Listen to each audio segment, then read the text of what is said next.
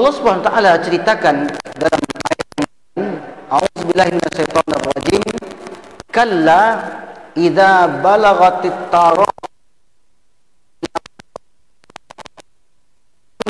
nahul firaq wal taffatis saqu bisaq ila rabbika yawma'idinil masaq. Sekali-kali jangan apabila nyawa seseorang telah mendesak sampai di kerongkongan dan dikatakan kepadanya, dikatakan ini siapa yang mengatakan? Yang mengatakan adalah malaikat. Pada saat roh itu sudah di kerongkongan, maka malaikat-malaikat yang berada di sekitar calon si mayit itu berkata kepada dia, siapakah yang dapat menyembuhkan? Artinya siapa yang dapat menyelamatkanmu dari kematian ini? Maka saat itu roh tadi menjawab, tak ada. Tak ada satu pun yang dapat menyelamatkan dari kematian. Wa zanna annahul firaq, dan dia yakin bahwa sesungguhnya itulah waktu perpisahan. Apa maknanya? Roh yang berada di tubuh orang ketika sakratul maut, saat itu sudah benar-benar yakin dia akan meninggalkan dunia ini. Jadi Bapak Ibu yang dimuliakan Allah Subhanahu wa taala, sekarang kita bisa hidup, bisa makan, bisa minum, bisa sholat, karena ruh kita masih di dalam tubuh ini. Sampai masanya roh itu akan diambil. Ketika dikatakan kepada roh tadi bahwasanya kamu akan berpisah dari dunia, maka roh itu seyakin-yakinnya, saya akan meninggalkan kehidupan dunia ini dan akan menyongsong kehidupan yang lebih panjang dan abadi. Lalu dikatakan, dan bertaut betis kiri dan betis kanan.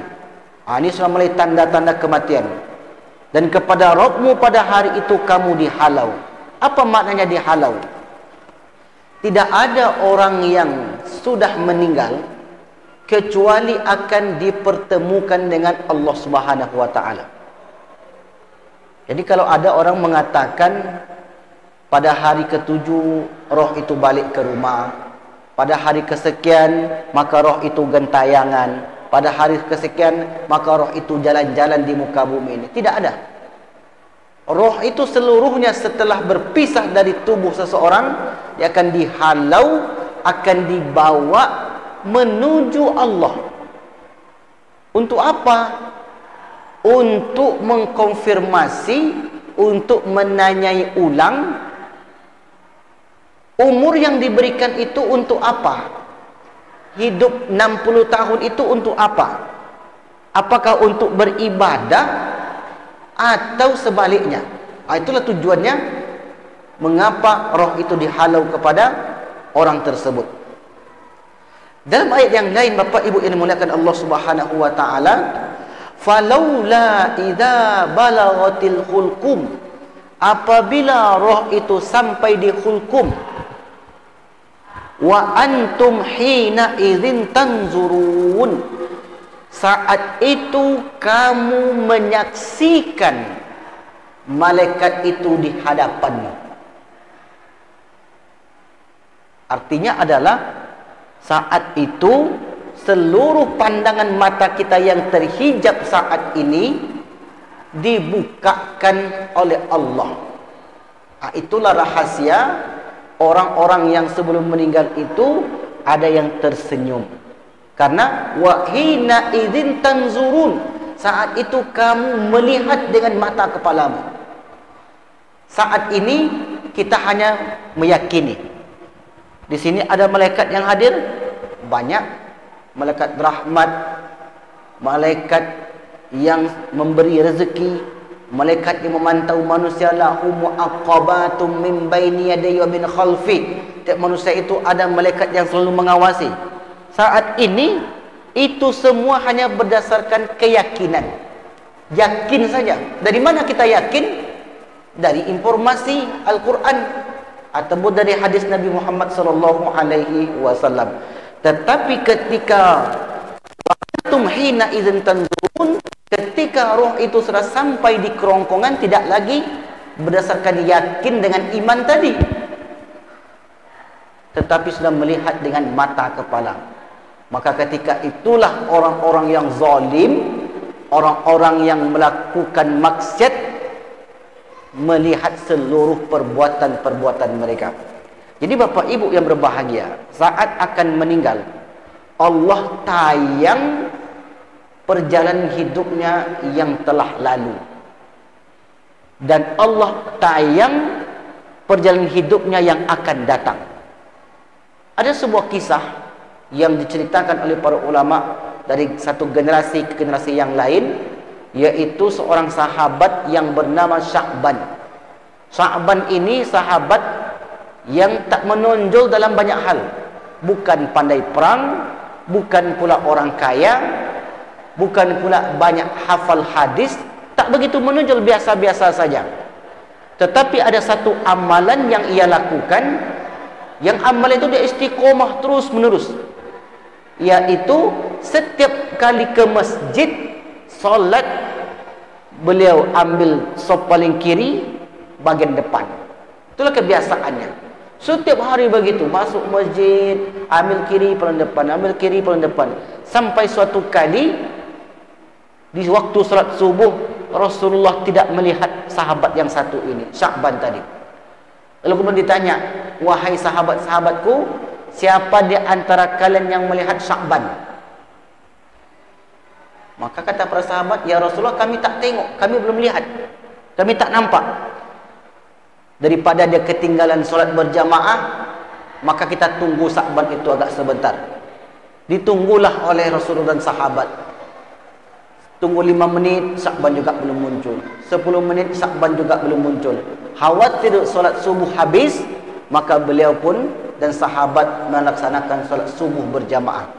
Setelah selesai solat subuh, Rasulullah buka dengan salam, Assalamualaikum warahmatullahi, Assalamualaikum warahmatullahi. Dia tengoknya ke arah kiri, rupanya Sya'ban juga belum muncul. Lalu Rasulullah bertanya kembali, wahai sahabatku, siapa di antara kalian yang melihat di mana Sya'ban, atau kabar terakhir Sya'ban? Kata sahabat, kami tak tahu ya Rasulullah. Kalau begitu, mari kita kunjungi rumah Sya'ban. Di mana rumahnya? Jauh ya Rasulullah. Jauh-jauhlah kita kunjungi rumahnya. Lalu kemudian mereka pun berkumpul di masjid dan keluar menuju rumah Sya'ban. Berapa lama mereka menempuh perjalanan sampai ke rumah Sya'ban? 2 jam perjalanan. Keluar subuh sekitar jam 6, sampai di rumah Sya'ban sekitar jam 8 pagi. Sesampai di rumah Sya'ban, Rasulullah ketok pintu, Assalamualaikum. Dijawab oleh penghuni rumah, Waalaikumsalam. Mana suamimu Sya'ban? Kata sang istri, ya Rasulullah, suami saya baru saja meninggal. Apa sakitnya? Tak ada sakit ya Rasulullah. Apa maknanya Bapak Ibu?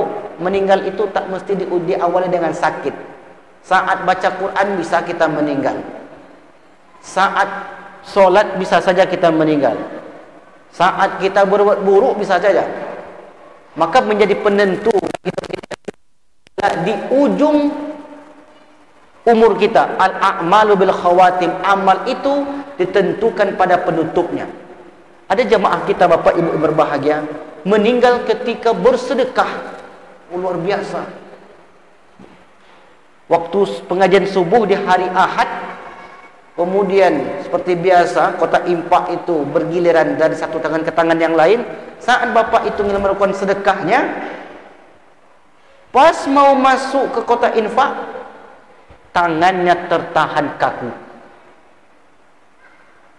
Ditengok oleh yang lain, kenapa Bapak itu lama betul memberikan infak? Didekati, rupanya sudah dipanggil oleh Allah Subhanahu wa taala. Indah sekali, manis sekali akhir dari hayatnya.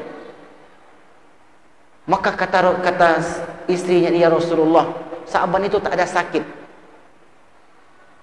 Sebelum Sya'ban itu meninggal ya Rasulullah, ada 3 ucapan yang selalu diucapkannya,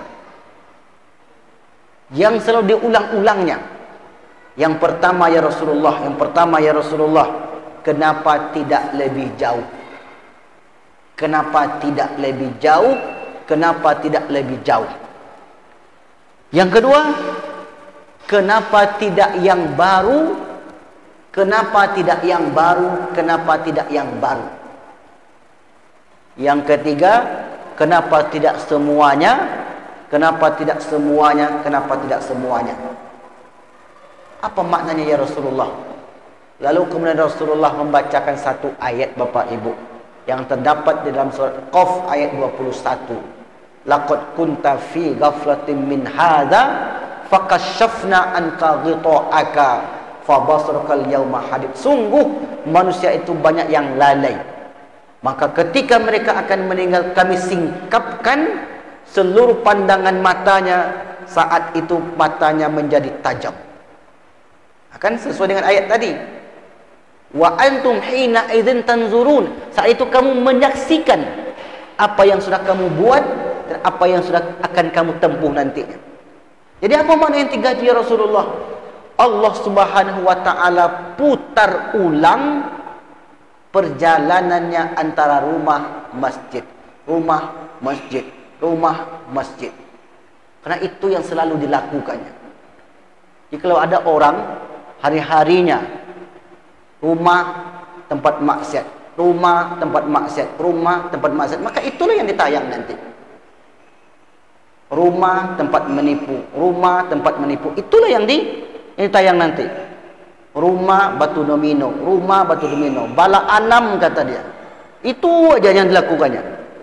Itulah yang ditampilkan Allah nanti. Karena apa yang kita buat Bapak Ibu, itu yang akan ditayangkan oleh Allah. Ada orang kan meninggal. Ini cerita jamaah ke saya. Ketika dia menghempaskan batu itu, balak tigo kata dia. Langsung meninggal. Kebiasaan. Skakster kata dia. Atau skakster. Mencatut itu skakster itu. Raja terancam, menteri yang paling tinggi. Itu mesti dikorbankan itu.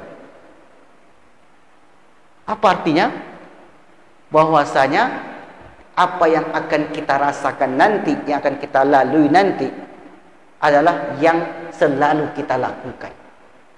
Bergantunglah dengan perbuatan orang itu, tak akan bisa diubah. Wa antum hina idzin tanzurun. Kamu tengok nanti, kamu ditayang ulang apa yang kamu buat selama ini. Jadi Sa'ban itu menyesal ternyata. Menyesal Sa'ban tadi. Mengapa terlalu dekat jarak rumah dengan masjid? 2 jam itu dekat bagi dia. Kenapa tidak lebih jauh? Kenapa tidak lebih jauh? Kenapa tidak lebih jauh? Menyesal Sa'ban. Kok rumah samping masjid, tak sampai masjid. Kira-kira penyesalannya macam mana nanti orang seperti ini? Allahu Akbar, Allahu Akbar, kata muazzin, sampai selesai azan. Orang rumahnya jauh sampai ke masjid. Padahal kaki sama-sama 2, tangan sama-sama 2, telinga sama-sama 2, mata sama-sama 2. Yang satu sampai masjid, satu tidak. Apa yang menyebabkan beda? Kira-kira kalau orang seperti itu menyesal enggak dia? Oh, penyesalannya pasti lebih berat Bapak Ibu yang dimuliakan Allah Subhanahu wa taala. Maka mudah-mudahan kita tidak termasuk orang yang menyesal, karena umur yang kita pakai ini kita gunakan sebagian untuk menegakkan agama Allah dan kita gunakan untuk beribadah kepada Allah Subhanahu wa taala. Itu yang pertama. Yang kedua, apa maknanya? Kenapa tidak yang baru? Maka kata Rasulullah, ditayangkan kepada Sa'ban pada suatu pagi di waktu cuaca yang sangat dingin. Karena kota Madinah itu ada waktu-waktu bulan-bulan yang cuacanya sangat dingin. Sa'ban ini awalnya memakai baju satu helai saja, baju baru yang dipakainya. Ketika beliau membukakan pintu rumahnya, beliau terasa begitu sejuk.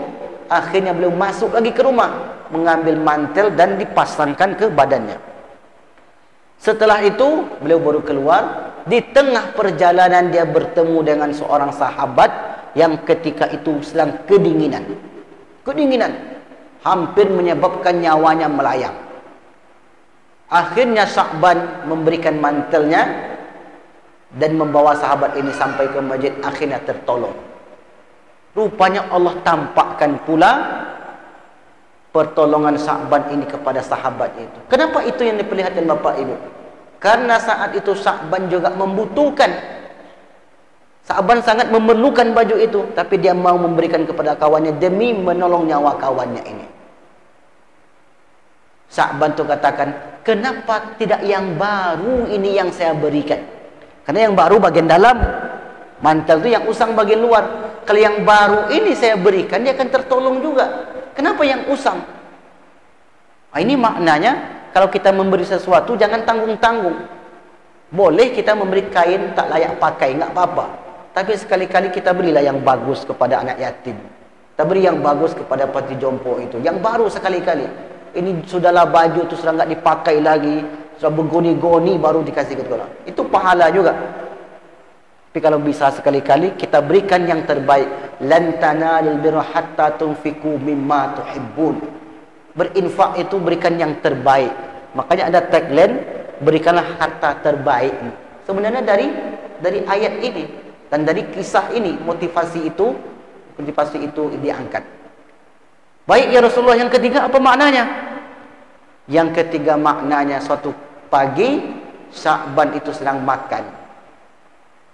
Sudah habis setengah makanannya, datang pengemis.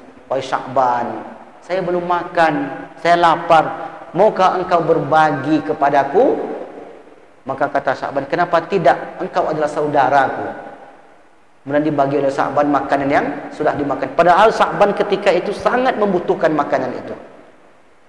Karena dia menengok ada saudaranya yang kelaparan, dia bagi juga.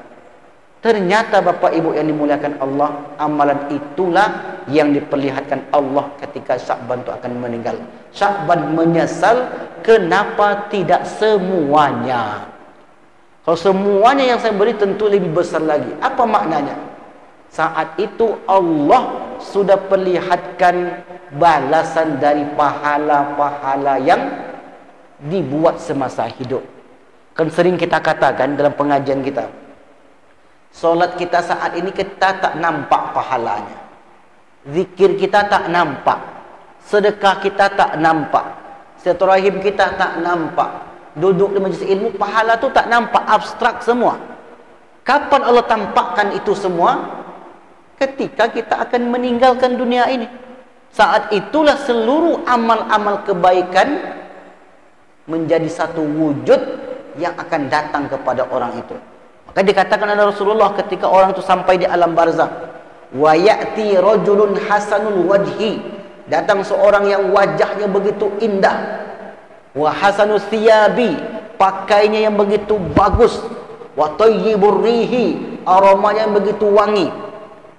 Abshir, kata dia, berbahagialah engkau wahai mayit, hadza yaumukal ladzi kunta tu'adu, inilah hari di mana dijanjikan seluruh amal baiknya untukmu. Lalu si mayit itu bertanya, Bapak Ibu, man anta, kamu siapa? Saya tak kenal dengan kau, saya tak tahu siapa engkau. Maka kata si orang ini, ana amaluka, sayalah amalmu. Jadi amal ini yang Bapak Ibu lakukan, biarpun kecil, duduk sedikit di majlis ilmu, enggak apa, sedikit aja. Mungkin karena kesibukan kita banyak. Ada saudara kita yang sanggup 40 menit, alhamdulillah. Tak sanggup 40 menit, mungkin 30 menit, alhamdulillah. Mungkin 10 menit karena banyak pekerjaan di luar yang mendesak. Yang penting ada sedikit. Kan sesungguhnya kita ini mengumpulkan poin, Bapak Ibu. Poin majlis ilmu kita sedikit, poin baca Quran kita sedikit, poin sedekah kita sedikit, poin zikir kita sedikit. Sedikit itu. Kalau nunggu banyak, kapan? Banyak. Biasanya kalau amalan satu hari itu kita kerjakan, besoknya datang rasa malas. Makanya kata Rasulullah, ahabbul a'mali ilallah, amal yang sangat disukai oleh Allah Ta'ala, adwamuha, terus menerus, wa in qalla, meskipun sedikit,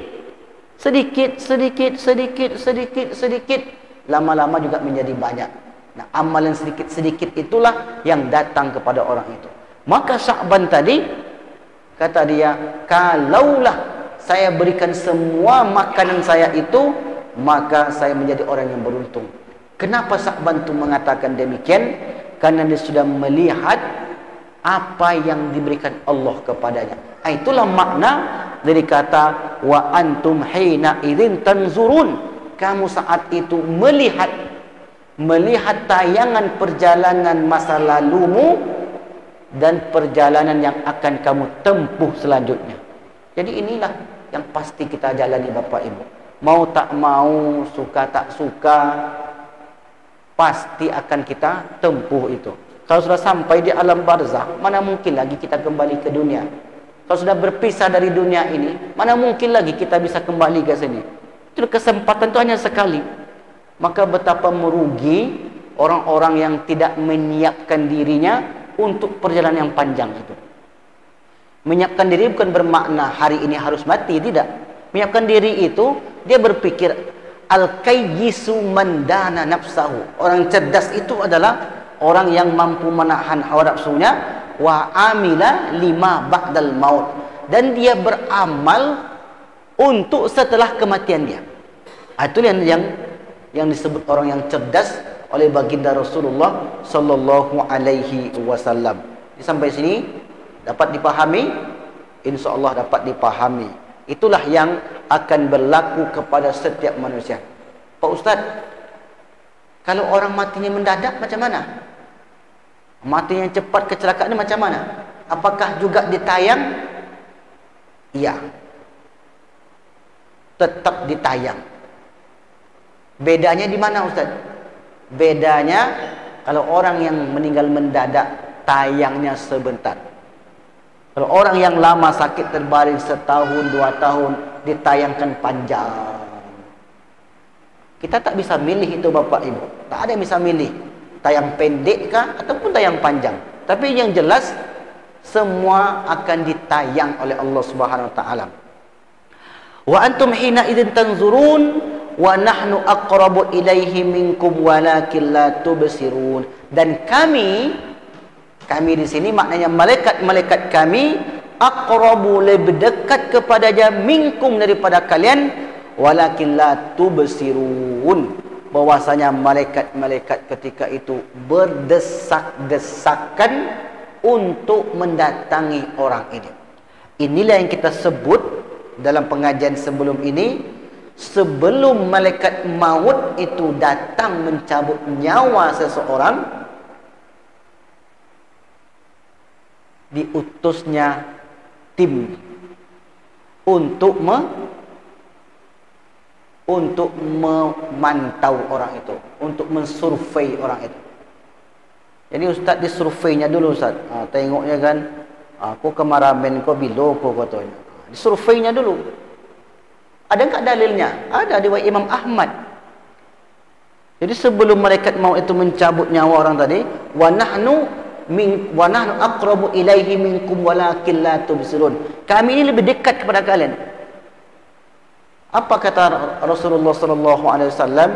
Innal abdal mu'min, sesungguhnya seorang mukmin, idza kana fin qita'i minad dunya, apabila akan berpisah dari dunia, nazala ilaihi malaikatun minas sama', turun malaikat dari langit,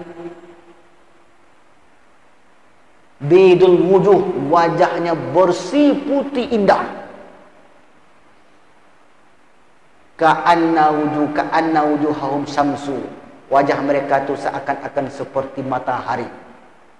Wa ma'ahum kafanun min akfanil jannah, bersama malaikat itu ada kain kafan yang terbuat dari surga. Wa hanutun min hanutil jannah, dan membawa aroma wewangian dari surga. Hatta yajlisu minhu maddal basari, sehingga malaikat itu duduk di pelupuk mata, di sejauh mata memandang orang yang akan meninggal tadi, dan dilihat oleh orang yang akan meninggal itu. Saat itulah malaikat-malaikat tadi memberi kabar. Inilah yang disebut dengan sebelum malaikat maut itu datang kepada mereka, mereka sudah didatangi oleh malaikat-malaikat yang lain. Bapak Ibu ini dimuliakan Allah Subhanahu wa taala. Dalam ayat yang lain Allah Subhanahu wa taala berfirman, karena tadi judulnya Sakratul Maut di dalam Al-Quran dan dalam hadis. Dalam ayat yang lain Allah Subhanahu wa taala berfirman, walau tara id yatawaffal ladzina kafaru, andai engkau melihat orang-orang kafir itu akan diwafatkan oleh malaikat maut, yadribuna wujuhahum wa adbarahum, maka malaikat itu menampar-nampar muka dan punggung mereka. Ini kan didatangi tadi. Ini sebab kenapa orang itu merasakan kesakitan sebelum rohnya berpisah dari tubuhnya. Wa dzuqu adzabal hariq, dan rasakanlah azab yang pedih. Ini beberapa dalil yang kita angkat tentang kebenaran daripada sakratul maut. Dari hadis Nabi Muhammad SAW, yang pertama dari Abi Musa, an Abi Musa qala, berkata, sa'altu Rasulullah, saya bertanya kepada Rasulullah SAW, mata tanqati'u ma'rifatul abdi, kapan pengetahuan orang itu terhenti? Sekarang kita bisa berpikir, bisa bercita-cita. Kapan pikiran kita mulai terhenti? Kata Rasulullah, id qala idza ayana, apabila mata saat itu menyaksikan para malaikat tadi. Itulah Bapak Ibu. Maka saat itu orang tersebut tak akan ingat lagi tentang dunia ini. Kapan terputusnya pengetahuan seorang hamba terhadap orang lain? Kapan?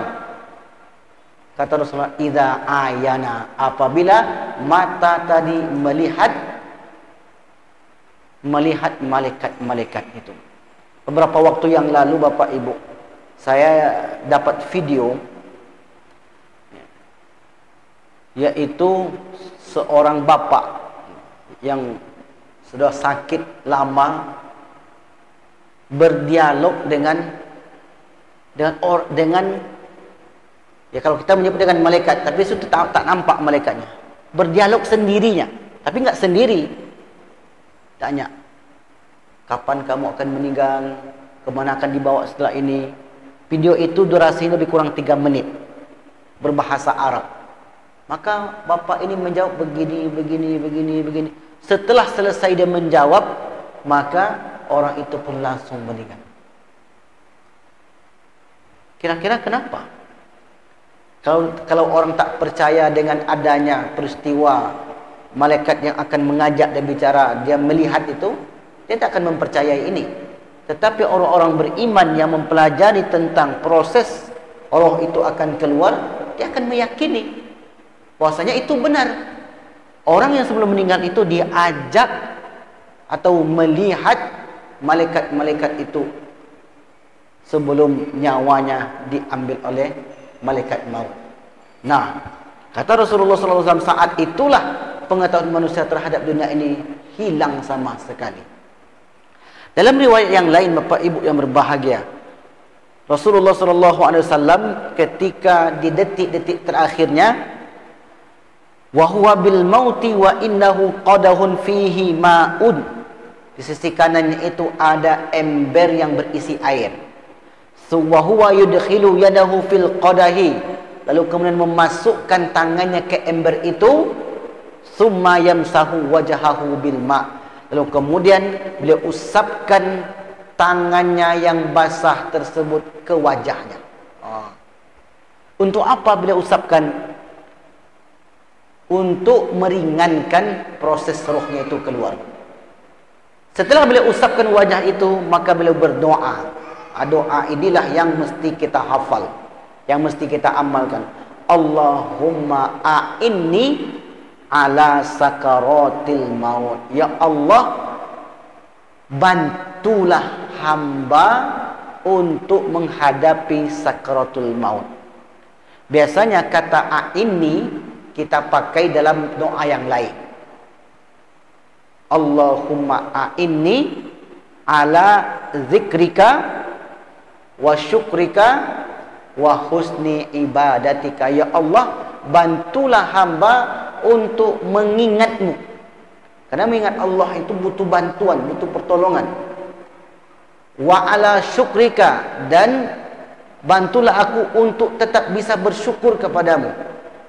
Wa husni ibadatika, dan bantulah hamba agar bisa memperbaiki kualitas ibadah. Jadi minta tolong memang Bapak Ibu. Kita minta tolong agar kita terus bisa mengingat Dia. Minta tolong kepada Allah agar kita bisa bersyukur. Minta tolong kepadanya agar kualitas ibadah semakin hari tidak semakin melemah. Semakin hari hendaknya semakin baik, semakin baik, semakin baik, semakin baik. Baru kemudian Allah tutup usia kita itu dalam keadaan baik tadi. Maka dalam proses sakaratul maut, rupanya Rasulullah SAW juga demikian. Beliau minta, Allahumma a'inni, ya Allah bantulah hamba. Kalau Rasul saja Bapak Ibu minta tolong, apalagi kita. Itu maknanya kata para ulama. Kalau Rasul saja meminta bantuan Allah untuk menghadapi sakaratul mautnya, tentu kita lebih lagi. Maka kalau ada orang yang tak mau berdoa, tak mau ibadah, ini sama saja dengan orang yang sombong sebenarnya. Seakan-akan dia tak akan meninggalkan dunia ini, seakan-akan dia tak akan mati. Tak mau dia menundukkan dirinya di hadapan Allah. Ini problem sekali, sangat bermasalah. Nabi yang sudah dijamin masuk surga, yang sudah diberitahu sebelum meninggal, karena ketika beliau sakit sampaikan kepada istrinya, itu di luar tamu sudah datang. Ini sebentar lagi dia akan menjemput saya. Sudah tahu dia kapan meninggal, sudah dijamin masuk surga. Tapi Rasulullah ketika akan meninggal, Rasulullah juga minta kepada ya Allah, bantulah hamba, bantulah saya, tolong saya. Semestinya kita pun demikian, kita sentiasa minta pertolongan Allah agar Allah mudahkan dalam menghadapi proses yang pasti akan kita lalui ini. Baik Bapak Ibu yang berbahagia, sampai di sini ada yang bertanya?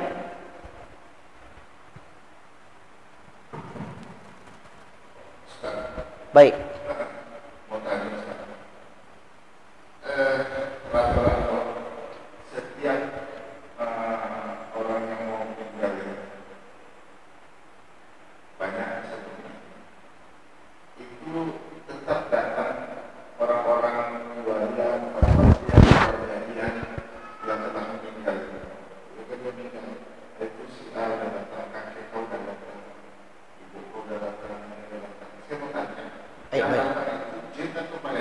Baik.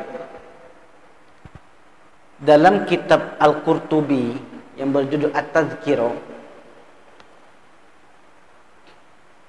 yang datang kepada orang yang akan meninggal, pertama malaikat, yang kedua jin setan.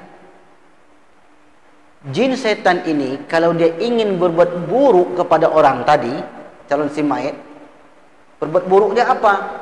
Agar orang ini meninggal tidak dalam keadaan husnul khotimah. Maka dia menyerupai ayahnya, orang yang paling dia cintai. Apa pesannya? Ini jin. Apa pesannya? Tinggalkanlah agama yang kamu peluk saat ini, maka peluklah agama Yahudi. Agama Yahudi itulah agama yang paling benar. Maka berperanglah jiwa orang itu. Kalau dia kuat, dia katakan tidak, tidak, tidak. Kalau kita menemui nanti Bapak Ibu, ada yang mengatakan saat ditalkinkan orang itu, dia katakan tidak, tidak, tidak, saat itu bukan menidakkan ucapan kita. Maka ini kalau niatnya buruk, maka jin-jin setan itu menyerupai ayahnya. Tegak pula sebelah kiri. Kalau gagal dia ini, dia pergi. Tegak sebelah kiri. Kata dia, tinggalkanlah agama Islam, peluklah agama Nasrani. Itulah agama yang paling benar. Maka kata orang ini, tidak, tidak, tidak, berarti dia sudah menidakkan ajakan setan tadi. Saat itu Imam Ahmad bin Hanbal, kata beliau, inna syaitana qaimun bihidai. Syaitan itu tegak di samping kiri kananku. Nampak oleh dia saat itu. Adin ala anamilihi, menggigit jari jemarinya, menyesal karena tak mampu digodanya. Kata dia, futtani ya Ahmad, futtani ya Ahmad. Wahai Ahmad, aku telah gagal menggodamu. Aku telah gagal menggodamu. Aku telah gagal menggodamu. Akhirnya kata Ahmad bin Hanbal, la bu'dan, maka menjauhlah engkau. Itu yang datang itu Pak. Ini siapa yang bisa menyaksikan? Hanya orang yang akan meninggal tadi. Kenapa? Berdasarkan dua dalil yang kita bacakan sebelum ini. Wa antum hina idzin tanzurun, saat itu kamu melihat. Yang kedua, idza ayana, pengetahuan seorang itu akan terputus dan dia akan melihat malaikat-malaikat itu ketika akan meninggal. Lalu apakah betul yang datang itu ayahnya, ibunya? Ayah saya datang, ibu saya datang. Orang yang sudah meninggal semuanya sudah ditetapkan dan ditempatkan di alam barzakh. Bagi yang mendapatkan kenikmatan ditempatkan di raudhatan min riyadil jannah. Bagi orang yang pelaku dosa, hufratan min hufarin niron, diletakkan di illiyin, tempat yang tinggi, tempat yang mulia, atau diletakkan di sijjid. Dua itulah. Makanya orang sudah meninggal tak akan kembali lagi ke dunia. Memang orang yang hidup dengan orang yang sudah meninggal dapat bertemu. Di mana mereka bertemu? Di alam mimpi. Itu bisa. Berdasarkan dari Al-Quran surat Az-Zumar 42. Jadi begitu Pak Ketua. Jadi kita bedakan yang datang jin, setan atau malaikat. Cara kita membedakan. Kalau ajakannya itu ajakan yang buruk, maka itu sudah pasti setan. Karena malaikat itu datang kepada orang beriman hanya memberi kabar baik saja. Busra lakumul yaum, maka saat ini berbahagialah engkau wahai calon si mayit. Maka calon si mayit tadi bergembira senang hati, bergembira ria. Dia tak akan jauh dari perbuatan-perbuatan baik yang selama ini dilakukan. Ini contoh. Diceritakan oleh Buya Hamka ketika bibinya Tua Aisyah sebelum meninggal, yang saat itu berumur 86 tahun. Ingin ditalkinkan oleh Buya Hamka. Sekali, dua kali, tiga kali, ternyata tak ada respon. Ditanya oleh Buya Hamka, kenapa tak ada respon bibi ini? Rupanya bibi itu sudah peka. Ini pendengaran sudah kurang. Kemudian Buya Hamka mundur. Tak lama kemudian berkata bibinya ini, diam. Itu anak-anak sedang membaca Al-Quran. Terdengar oleh bibinya ini. Heran Buya, kok bisa? Ini bibinya ini sudah peka, tapi kenapa dia katakan diam? Itu anak-anak sedang baca Al-Quran. Yang didengar oleh bibinya ini surah Al-Muluk, surah Yasin, surah Al-Waqi'ah, Al-Kahfi. Surat-surat yang biasa yang ia baca dari sejak muda. Apa kaitannya dengan yang disampaikan tadi? Apa yang kebiasaan dia lakukan itu yang akan dimunculkan kembali oleh Allah Subhanahu wa taala. Maka tadi orang yang dimunculkan pada dia itu balak 3. Baru bangun tidur, tentu itu yang muncul. Tak mungkin pula Al-Quran juz 3 yang muncul. Ada lagi Pak. Nih cerita jamaah. Saya belum menyaksikan. Sebelum meninggal itu kata dia, sop-sopnya airnya. Punya 3 cincinnya. Itulah yang diingat dia. Ada lagi sebelum meninggal itu berhitung-hitung 30, 40, 50. Apa yang 30? Rupa itu kan kasir. Apa maknanya? Yang akan datang kepada seorang itu adalah kebiasaan-kebiasaannya selama ini. Apa yang dia buatnya itu yang tampak ketika itu. Ini cara membedakannya. Kalau orang ini baik ucap-ucapannya, berbahagia, maka yang datang itu adalah para malaikat Allah yang sedang memberi kabar gembira kepada orang tersebut. Bapak Ibu yang dimuliakan Allah, sulitnya pembahasan ini karena orang itu hanya sekali itu mengalami. Tak ada lagi orang yang mengalami itu hidup lagi, tak ada. Makanya para ulama itu mengambil dalil Al-Quran, mengambil contoh-contoh yang sudah berlalu, kemudian mereka sesuaikan dengan dalil hadis-hadis Nabi Muhammad sallallahu alaihi wasallam. Wallahu a'lam bishawab.